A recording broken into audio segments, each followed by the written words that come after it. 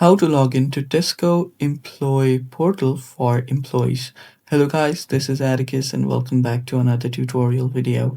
In today's video, I'll teach you guys how you can log in to Tesco Employee Portal for employees. So before we begin, if you guys are new to our channel, head down below and hit the subscribe button so you don't miss out on our future videos.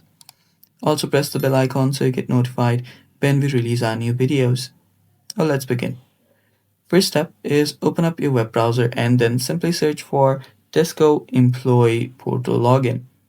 After you search for that, you'll find our Tesco right here. Tap on this and it should open up this website. So after this website loads up, you will see an option to simply type in your email or your username. Then if you tap on continue, you'll be given place to type in your password. So type in your password, and after you type in your password, you can tap on continue and you'll get logged into your account. And it's basically that simple. And that's all for today's video as well. Thanks for watching. If you're new to our channel, head down below and hit the subscribe button so you don't miss out on our future videos. Thanks for watching. Bye bye.